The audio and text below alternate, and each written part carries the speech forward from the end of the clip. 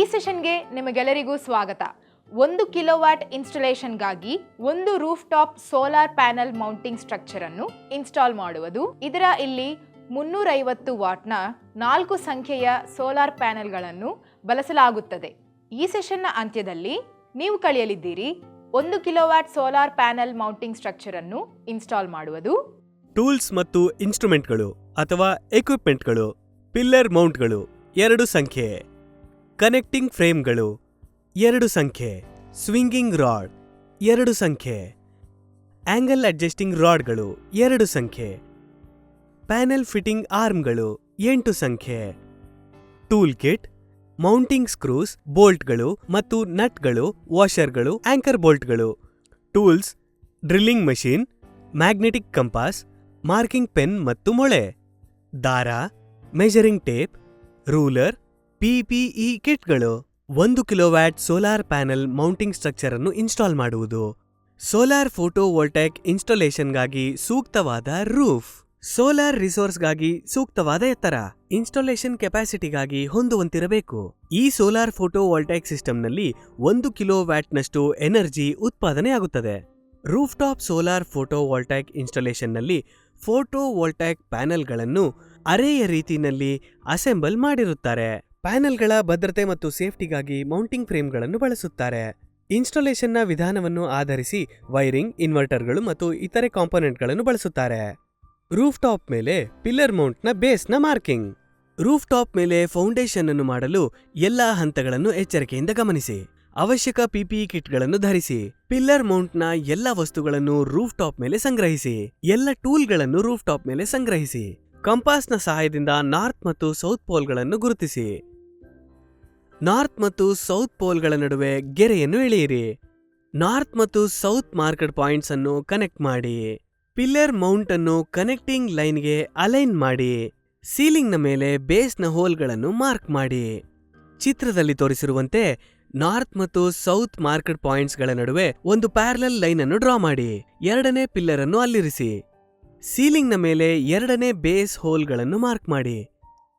Pillar ಮೌಂಟ್ಗಳನ್ನು ತೆಗೆದುಬಿಡಿ. ಡೈಮೆನ್ಷನ್ಗಳು ಮತ್ತು ಪ್ಯಾರಲಲಿಸಮ್ ಎರಡೂ ಸರಿ ಇದೆಯೇ ಎಂದು ಪರಿಶೀಲಿಸಿ.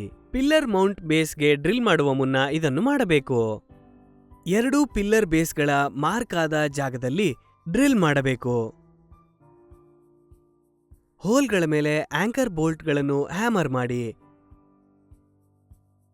ಪಿಲ್ಲರ್ಗಳನ್ನು ರೂಫ್ ಟಾಪ್ ಮೇಲೆ ಫಿಕ್ಸ್ ಮಾಡೋಣ. ಆಂಕರ್ ಬೋಲ್ಟ್ಗಳ ಮೇಲೆ ಪಿಲ್ಲರ್ ಮೌಂಟ್ ಅನ್ನು ಇರಿಸಿ ನಟ್ಗಳೊಂದಿಗೆ ಬಿಗಿಗೊಳಿಸಿ. ಈಗ 2ನೇ ಪಿಲ್ಲರ್ಗೂ ಕೂಡ ಮೊದಲನೇ ಪಿಲ್ಲರ್ಗೆ ಅನುಸರಿಸಿದ ಕ್ರಮವನ್ನೇ ಅನುಸರಿಸಿ. ಇಲ್ಲೂ ಕೂಡ ನಟ್ಗಳೊಂದಿಗೆ ಅದನ್ನು ಬಿಗಿಗೊಳಿಸಿ. ಪಿಲ್ಲರ್ಗಳ ನಡುವೆ ಪ್ಯಾರಲಲಿಸಮ್ ಅನ್ನು ಪರಿಶೀಲಿಸಿ.